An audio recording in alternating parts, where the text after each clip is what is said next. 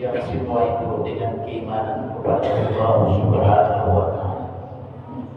Kemudian kita juga harus bertakwa kepada Allah Subhanahu wa Ta'ala dalam pengertian yang sebenar-benarnya.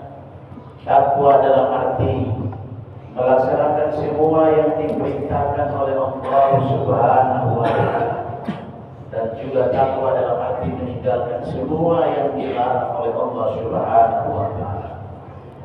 Manakala keimanan dan ketakwaan seperti ini yang kita miliki terus kita pertahankan dalam hidup dan kehidupan ini, lalu kita amalkan dalam kehidupan kita sehari-hari, maka insya Allah di dunia hasanah kita akan meraih kebahagiaan di dunia, wa bil akhirati hasanah, dan kita juga akan meraih kebahagiaan di akhirat. Wa qina adzabannar, dan kita akan meraih kebahagiaan di antara kedua-duanya, yakni kita akan bahagia dunia dan juga kita akan bahagia di akhirat nanti insya Allah. Hadirin jamaah sidang sholat Jumat rahimakumullah, bahwa di dalam tubuh kita, kata baginda Rasul sallallahu alaihi wasallam, di dalam tubuh seorang manusia ada sebuah daging yang dinamakan dengan hati. Dan hati yang dimiliki oleh setiap manusia pada dasarnya akan dibagi menjadi 3 golongan. Yang pertama, qalbun mayyit, hati yang mati. Ada golongan manusia yang disebut qalbun mayyit, atau orang-orang yang hatinya mati. Ada golongan manusia yang kedua yang dikatakan qalbun mayyit, atau hatinya sakit. Ada golongan yang ketiga, kata baginda Rasul sallallahu alaihi wasallam, qalbun salim, hatinya penuh dengan ceria, bahagia. 3 golongan hati inilah yang tentunya salah satu atau keduanya dimiliki oleh manusia dalam hidup dan kehidupan ini. Hadirin jamaah sidang sholat Jumat rahimakumullah, perlu kita tahu tentang pembahasan atau kajian tentang masing-masing hati tadi, agar kita bisa merasa, kita bisa menimbang, kita bisa mengukur, kita bisa menilai kira-kira kita berada di hati yang mana, sehingga menjadi introspeksi diri agar kita berusaha melaksanakan yang terbaik, sehingga kita menuju hati yang terbaik, yaitu qalbun salim. Hadirin jamaah sidang sholat Jumat rahimakumullah, yang pertama qalbun mayyit, hati yang mati. Ada sekelompok manusia yang nanti ketika kita berada di padang mahsyar nanti, mereka terkumpul dalam kelompok tersendiri. Lalu banyak orang bertanya, ya Allah, kenapa mereka berkumpul di kelompok tersendiri? Allah memberikan kabar di kala itu, karena mereka itu termasuk orang-orang yang qalbun mayyit, hatinya mati ketika mereka berada di dunia dahulu. Kenapa sehingga hati mereka mati? Karena hati mereka sudah tidak lagi mendengarkan panggilan Allah. Karena mereka sudah tidak lagi ingat kepada Allah Subhanahu wa Ta'ala. Karena mereka terlalu sibuk dengan urusan duniawi, sehingga membuat mereka lupa akan ukhrawi atau akhirat, sehingga mereka terkategori atau termasuk dalam golongan orang-orang yang qalbun mayyit, hatinya mati. Allah Subhanahu wa Ta'ala berfirman, khatamallahu ala qulubihim wa ala sam'ihim wa ala absarihim ghishawatun wa lahum adzabun alim. Hadirin jamaah sidang salat Jumat rahimakumullah, khatamallahu ala qulubihim, Allah telah mengunci mati hati mereka. Bukan hanya hati yang dikunci oleh Allah, tapi penglihatan mereka ditutup oleh Allah, pendengaran mereka ditutup oleh Allah, sehingga mereka jauh dari panggilan Allah. 5 waktu sehari dan semalam, ketika ada suara panggilan dari masjid berupa suara adzan, Mereka tidak lagi menghiraukan tentang panggilan-panggilan itu. Mereka asik dengan urusan-urusan dunia. Mereka sibuk dengan kepentingan-kepentingan pribadi. Sehingga mereka abaikan, mereka alpakan, mereka lupakan, mereka sengaja tidak mendengarkan panggilan dari Allah Subhanahu wa Ta'ala. Inilah ciri orang-orang yang qalbun mayyit atau hatinya mati. Hadirin jamaah sidang salat Jumat rahimakumullah, kita harus sadar bahwa hidup ini singkat. Hidup ini ada saatnya, dan saatnya nanti kita akan kembali kepada Allah Subhanahu wa Ta'ala. Apa yang mau dibawa kita berhadapan dengan Allah Subhanahu wa Ta'ala?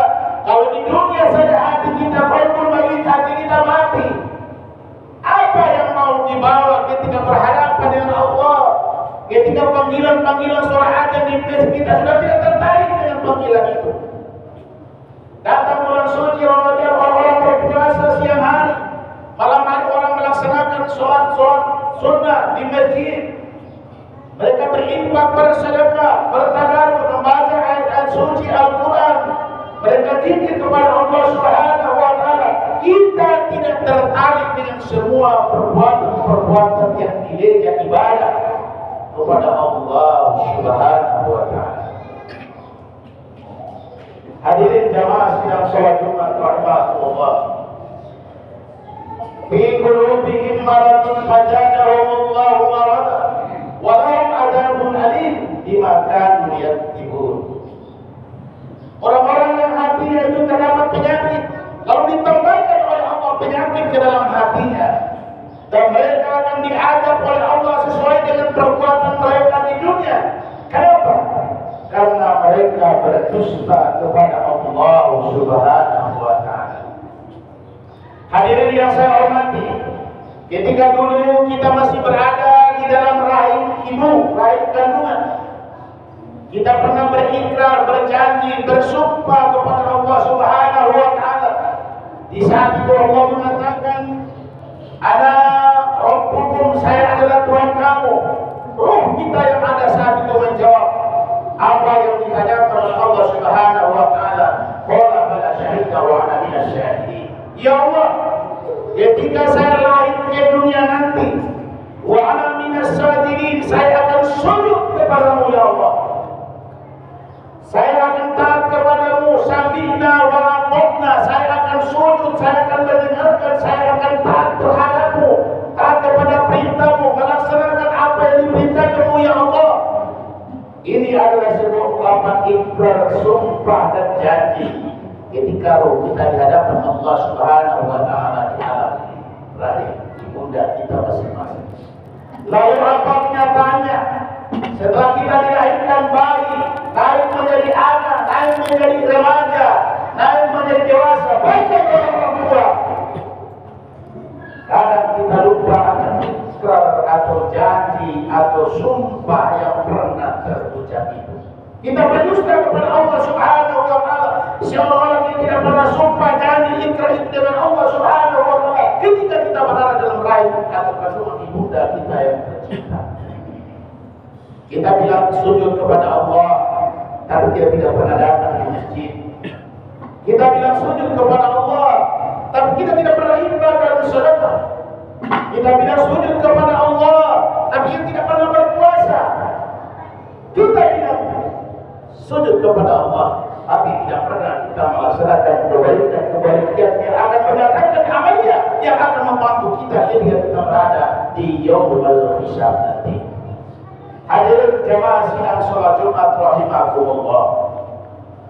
Oleh karena itu lewat khutbah Jumat yang singkat ini ingin saya sampaikan kepada kita semua, terutama diri saya sendiri. Mari kita hidupkan kembali hati kita yang telah mati. Kalau kita yang jarang ke masjid, jarang datang melaksanakan sholat 5 waktu sehari dan semalam, kita jarang berinfak dan bersedekah, kita jarang melaksanakan ibadah puasa atau ibadah-ibadah sosial lainnya, mari kita hidupkan kembali diri kita ini, hidupkan kembali hati kita ini dengan beribadah kepada Allah Subhanahu wa taala agar kita terhindar dari golongan manusia yang pertama, yakni qalbun mayyit, orang-orang yang hatinya mati. Yang kedua yang dijelaskan oleh baginda Rasul sallallahu alaihi wasallam, yang kedua nanti di yaumul hisab itu adalah kelompok yang dinamakan qalbun mayyit, orang-orang yang hatinya sakit. Hadirin jamaah sidang sholat Jumat rahimakumullah. Telah kita lewati hati yang mati. Ada lagi yang kedua, qalbun mayyit, hati yang sakit. Siapa orang-orang atau kelompok yang tergolong dalam hati-hati yang sakit atau qalbun mayyit? Inilah orang-orang yang selalu berurusan dengan orang lain punya kehidupan. Inilah orang-orang yang selalu iri terhadap kehidupan orang-orang yang lain. Inilah orang-orang yang selalu dengki dengan urusan kehidupan orang-orang yang lain. Orang-orang yang selalu iri, hasut, dengki terhadap kehidupan orang lain. Dia tidak mau kalau kehidupan orang-orang lain itu bahagia. Dia tidak mau kalau tetangganya hidup tenang. Dia selalu mengusik tetangganya dengan fitnah, iri, hasut, dan dengki, bahkan dengan cara-cara yang lain untuk menghancurkan orang-orang yang hidupnya tenang. Dia tidak mau kalau orang-orang di sebelahnya hidupnya tenang dengan kesuksesan anak-anaknya yang mungkin telah berwisuda. Dia tidak tenang kalau tetangganya beli motor, beli auto, beli TV dan lain sebagainya. Dia tidak mau. Inilah orang-orang yang masuk dalam kategori qalbun mayyit, hatinya sakit. Orang-orang yang selalu melaksanakan perbuatan-perbuatan maksiat kepada Allah Subhanahu wa taala. Dia lihat orang tidak sholat, tapi dia tidak pernah memberikan teguran kepada orang-orang yang tidak melaksanakan sholat itu. Ada datang ke masjid untuk melakukan sholat. Dia melihat ada anak muda yang duduk berkelompok dan minum minuman yang haram. Ada zina, ada judi di dalamnya, tapi dia tidak pandai untuk memisahkan mereka karena kelemahan iman yang dimilikinya. Lalu mungkin kelompok-kelompok yang duduk dengan minuman-minuman, bercerita, tertawa, senang-senang, mereka berbuat perbuatan mereka itu halal dan dihalalkan oleh Allah Subhanahu wa taala. Padahal mereka bermaksiat kepada Allah dengan cara mereka minum minuman yang haram. Ada bir, ada tua dan lain sebagainya. Orang di atas sudah kencing isi tua, minum, mereka tidak sadar. Turun minum, berjoget-joget, bersenang-senang. Karena ini yang membuat hatinya mati. Ini yang termasuk orang manusia hatinya sakit. Mereka tidak sadar akan semua perbuatan-perbuatan itu. Na'udzubillah summa na'udzubillah min dzalik. Setelah itu mereka juga membuat kehidupan resah. Tetangga-tetangga tidak bisa tidur. Kadang-kadang ribut, bernyanyi luar biasa, lempar rumah dan lain sebagainya mereka lakukan, membuat orang-orang tidak tenang dalam kehidupan sehari-hari. Itulah ciri orang-orang yang qalbun mayyit, orang-orang yang hatinya sakit. Yang terakhir, baginda Rasul sallallahu alaihi wasallam mengatakan qalbun salim. Inilah di akhirat nanti ada sekelompok orang-orang yang qalbun salim, hatinya bersih, hatinya suci, mereka bahagia, mereka tenang. Ketika dipanggil oleh Allah Subhanahu wa taala untuk menyiksa orang-orang yang qalbun mayyit, hatinya sakit, orang-orang yang qalbun mayyit, hatinya mati, mereka ini sudah dahulu udkhulul jannah. Mereka dipersilakan, Allah mempersilakan orang-orang yang hatinya bersih, bahagia, masuk surga terlebih dahulu. Hadirin yang saya hormati, oleh karena itu kita harus berjuang agar mendapat tiket menjadi qalbun salim. Bagaimana agar hati kita menjadi tenang? Bagaimana agar hati kita menjadi bersih? Bagaimana agar hati kita menjadi mulia? Sehingga Allah di qalbun salim, dia tenang ketika berhadapan dengan semua orang. Apalagi dia tenang ketika dia berhadapan dengan Allah Subhanahu wa taala. Hatinya tenang kita ketika dia berhadapan dengan orang tua, dia berbicara dengan santun, dengan ramah dan baik. Hatinya tenang ketika dia berbicara dengan istri dan anak-anak di rumah. Hatinya tenang ketika dia bergaul dengan tetangga di mana dia berada. Hatinya tenang ketika dia bertemu dengan siapa yang manusia hidupnya ini. Hatinya tidak mati, hatinya tidak sakit. Kenapa? Dia selalu ingat kepada Allah Subhanahu wa Ta'ala. Ala bidzikrillah, hanya dengan mengingat Allah, wa tatma'innul qulub, maka hati akan menjadi tenang, hati akan menjadi bahagia, hati akan menjadi luar biasa ketika dia berhadapan dan melaksanakan apapun dalam hidup dan kehidupan ini. Barakallahu wa lakum bil Qur'anil Karim wa nafa'ani wa iyyakum bima fihi min al-ayati wa dzikril hakim wa taqabbalu minhu tilawatahu innahu was-sami'ul 'alim. Aqulu qawli hadza wa astaghfiru innahu huwal ghafurur rahim.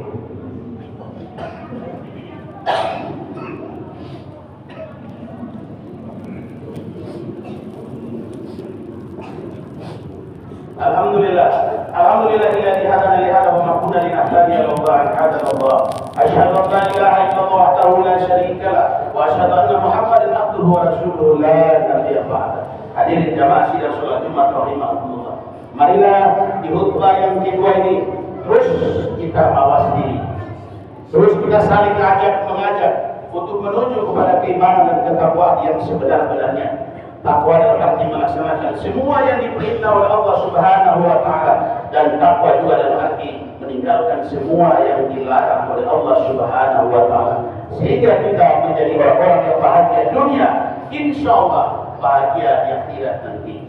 Hadirin jamaah sidang salat Jumat rahimakumullah, inti daripada khutbah yang pertama tadi, yang pertama, kita berusaha untuk terhindar dari hati yang mati. Untuk supaya kita terhindar dari hati yang mati, tinggalkan hal-hal buruk yang dilarang oleh Allah Subhanahu wa Ta'ala.